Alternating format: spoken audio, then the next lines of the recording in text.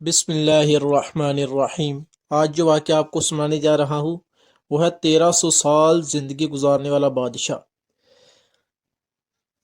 حضرت دانیال علیہ السلام ایک دن جنگل میں سے گزر رہے تھے کہ آپ کو ایک گنبد میں سے آواز آئی۔ جب گنبد نظر آیا تو اس میں سے آواز آئی کہ اے دانیال ادھر آ۔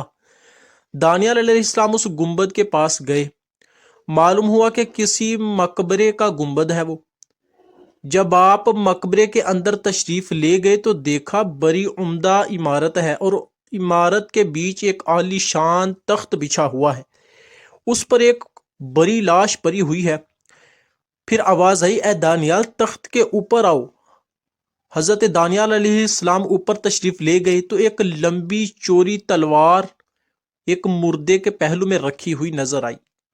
اس پر یہ لکھا ہوا تھا کہ میں قوم عاد سے ایک بادشاہ ہوں، خدا نے 1300 سال کی مجھے عمر عطا فرمائی، 12,000 میں نے شادیاں کیں، 8,000 بیٹے میرے ہوئے، لاتعداد خزانے میرے پاس تھے۔ اس قدر نعمتیں لے کر بھی میرے نفس نے خدا کا شکر ادا نہ کیا بلکہ الٹا کفر کرنا شروع کر دیا اور خدائی دعویٰ کرنے لگا۔ خدا نے میری ہدایت کے لیے ایک نبی کو بھی بھیجا، بہت زیادہ انہوں نے مجھے سمجھایا مگر میں نے اس نبی کو نہ سنا۔ انجام کار یہ کہ وہ نبی مجھے بددعا دے کر چلے گئے۔ اللہ پاک نے مجھ پہ اور میرے ملک پر ان کے جانے کے بعد قحط مسلط کر دیا۔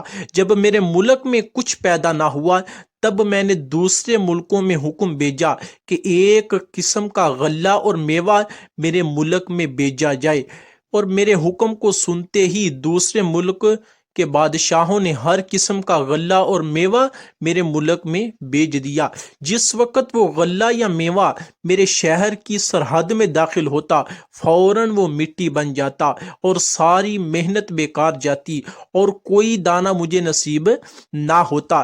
اسی طرح 7 دن گزر گئے، میرے قلعہ سے سارے اہالی و موالی، بیوی بچے سب بھاگ گئے، غلام بیوی بچے سب بھاگ گئے، میں تنہا قلعے میں رہ گیا، سوائے فاقے کے میرے پاس کوئی غذا نہ تھی۔ ایک دن میں نہایت مجبور ہو کر فاقے کی تکلیف میں قلعہ کے دروازے پر آیا۔ وہاں مجھے ایک شخص نظر آیا جس کے ہاتھ میں کچھ غلہ کے دانے تھے جن کو کھاتا وہ جا رہا تھا۔